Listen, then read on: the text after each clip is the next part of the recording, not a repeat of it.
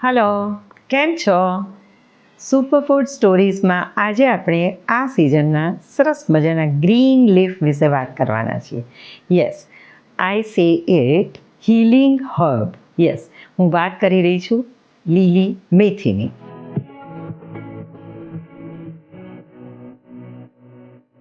મેથી એટલે માત્ર કલિનરી હર્બ નથી, પણ મેડિસિનલ હર્બ ઓલ્સો, અને એટલે જ એનો ઉપયોગ ડાયાબિટીક પીપલ માટે વધારે કરવામાં આવે છે, કારણ કે એ બ્લડ શુગરને બેલેન્સ કરે છે, સ્ટેબલ કરે છે.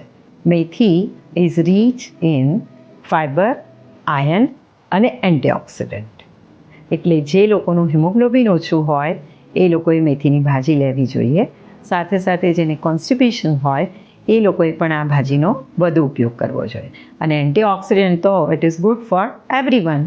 હા, અને મેથી એ હોર્મોનલ બેલેન્સ માટે પણ બહુ જ હેલ્પ કરે છે. એટલે પીસીઓડી હોય અથવા મેનોપોઝલ વુમન હોય એ લોકોએ આનો ઉપયોગ વધુ કરવો જોઈએ.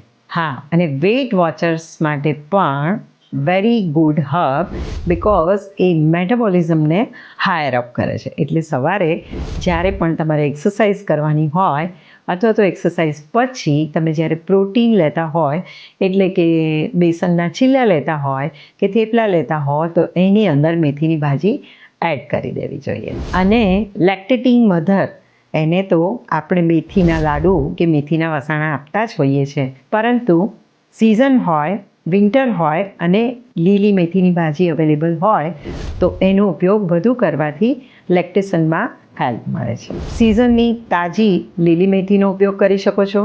એને સૂકવી કસૂરી મેથી કરીને તમે સ્ટોર કરી શકો છો આખું વર્ષ દરમિયાન.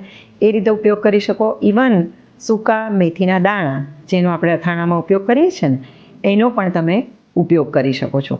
વઘારમાં એડ કરી શકો છો. ડાયાબિટીક પીપલ એને પલાળી એનું પાણી લઈ શકે છે. કસૂરી મેથી તો એઝ વી નો જ્યાં જ્યાં લીલી ભાજી વપરાતી હોય એ બધી જ જગ્યાએ સિઝન ના હોય ત્યારે એને પલાળીને કે ડાયરેક્ટલી હાથથી મસળીને ક્રશ કરી અને સરસ મજાની ફ્લેવર માટે અને ફાયદા માટે પણ એનો ઉપયોગ કરી શકાય છે. ઇન શોર્ટ, લીલી, સૂકી કે દાણા, એની ટાઈપ ઓફ મેથી, એનો રેગ્યુલર ઉપયોગ કરો તમારા મીલમાં.